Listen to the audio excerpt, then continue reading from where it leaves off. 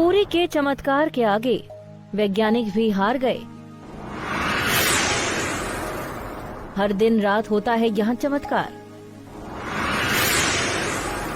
उल्टा लहराता है ध्वज, गुंबद की नहीं बनती छाया। कोई भी चमत्कार होता है तो उसको विज्ञान यानी साइंस की दृष्टि से जरूर देखा जाता है और ज्यादातर भगवान के आगे विज्ञान जीत जाता है। पर जगन्नाथपुरी मंदिर में ऐसा नहीं हुआ। यहाँ पर वैज्ञानिकों को घुटने टेकने पड़े और भगवान की शक्ति को मानना पड़ा। चलिए अब बताते हैं आखिर कौन से हैं वो चमत्कार। सबसे पहले बात करते हैं पुरी मंदिर के ऊपर लहराते ध्वज की। बता दें कि ये ध्वज हमेशा हवा के विपरीत दिशा में लहराता है और ऐसा किस कारण होता है ये वैज्ञानिकों की सोच से भी परे है।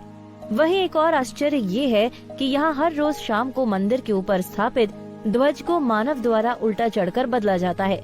ध्वज भी इतना भव्य है कि जब ये लहराता है तो इसे सब देखते ही रह जाते हैं। ध्वज पर शिव का चंद्र बना हुआ है। इसके अलावा आपको बता दें कि जगन्नाथपुरी दुनिया का सबसे भव्य और ऊंचा मंदिर है। ये मंदिर 4 लाख वर्ग फुट में क्षेत्र में फैला है और इसकी ऊंचाई लगभग 214 फुट है। मंदिर के पास खड़े रहकर इसका गुंबद देख पाना असंभव है। मुख्य गुंबद की छाया दिन के किसी भी समय अदृश्य ही रहती है। तो वहीं इस मंदिर में लगा सुदर्शन चक्र भी बहुत ही चमत्कारी है। मंदिर के शीर्ष पर लगे इस चक्र को आप किसी भी दिशा से देखेंगे आपको सीधा ही नजर आएगा। बता दें कि सुदर्शन चक्र को नील चक्र भी कहते हैं। यह अष्टधातु से निर्मित है और अति पावन और पवित्र माना जाता है। चक्र की तरह यहाँ की हवा प्रकृति से उलट चलती है। सामान्यतः देखा गया है कि सुबह के समय हवा समुद्र से जमीन की तरफ और शाम के समय इसके विपरीत, लेकिन पुरी में इसका उल्टा होता है। अधिकतर समुद्री तटों पर आमतौर पर हवा समुद्र से जमीन की ओर आती है, लेकिन यहाँ हवा जमीन से समुद्र की ओर जाती है। आपने हर मंदिर के ऊपर पक्षियों को उड़ते देखा होगा, लेकिन पुरी मंदिर में ऐसा नहीं होता क्योंकि यहाँ पर गुंबद के आसपास अब तक कोई पक्षी उड़ता हुआ नहीं देखा गया। इसके ऊपर से विमान नहीं उड़ाया जा सकता। इसी तरह कहा जाता है कि यहाँ पर प्रसाद चाहे हजारों भक्तों के लिए क्यों न बना हो, लेकिन यहाँ उसी खाने को लाखों लोग खा सकते हैं क्योंकि यहाँ पर कभी भी खाना खत्म नहीं होता। तो वही मंदिर में एक सिंह द्वार बना हुआ है, जिसके अंदर जैसे ही कदम रखते हैं वैसे ही बाहर समुद्र की ध्वनि सुनना बंद हो जाएगा। भगवान के इस चमत्कार को स्पष्ट रूप से अनुभव किया जा सकता है। इसी तरह मंदिर के बाहर स्वर्ग द्वार है, जहाँ पर मोक्ष प्राप्ति के लिए शव जलाए जाते हैं। लेकिन जब आप मंदिर से बाहर निकलेंगे सिर्फ तभी आपको लाशों के जलने की गंध महसूस होगी। ये तो सभी जानते हैं कि यहाँ विराजित भगवान जगन्नाथ श्री कृष्ण का ही रूप है और मंदिर में जगन्नाथ भगवान के साथ उनके भाई बलभद्र यानी बलराम और बहन सुभद्रा विराजमान हैं।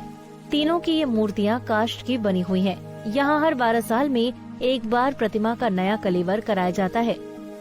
मूर्तियाँ नई जरूर बनाई जाती हैं, लेकिन आकार और रूप वही रहता है। कहा जाता है कि उन मूर्तियों की पूजा नहीं होती, केवल दर्शनार्थ रखी गई हैं। तो वहीं आषाढ़ मास में भगवान रथ पर सवार होकर अपनी मौसी रानी गुंडीचा के घर जाते हैं। ये रथ यात्रा 5 किलोमीटर में फैले पुरुषोत्तम क्षेत्र में होती है। रानी गुंडीचा भगवान जगन्नाथ के परम भक्त राजा इंद्रद्युम्न की पत्नी थी, इसलिए रानी को भगवान जगन्नाथ की मौसी कहा जाता है। आपको बता दें कि भगवान जगन्नाथ अपने मौसी के घर 8 दिन तक रहते हैं। इसके अलावा ऐसा माना जाता है कि हनुमान जी जगन्नाथ मंदिर की समुद्र से रक्षा करते हैं। ऐसा भी माना जाता है कि 3 बार समुद्र ने मंदिर को तोड़ दिया था। कहते हैं कि महाप्रभु जगन्नाथ ने वीर मारुति को यहाँ समुद्र को नियंत्रित करने हेतु नियुक्त किया था। तो कैसे लगी हमारी वीडियो कमेंट करके जरूर बताएं और अगर वीडियो पसंद आई हो तो लाइक और शेयर करना ना भूलें। साथ ही इसी तरह की जानकारी लेने के लिए जुड़े रहें कुंडी टीवी से।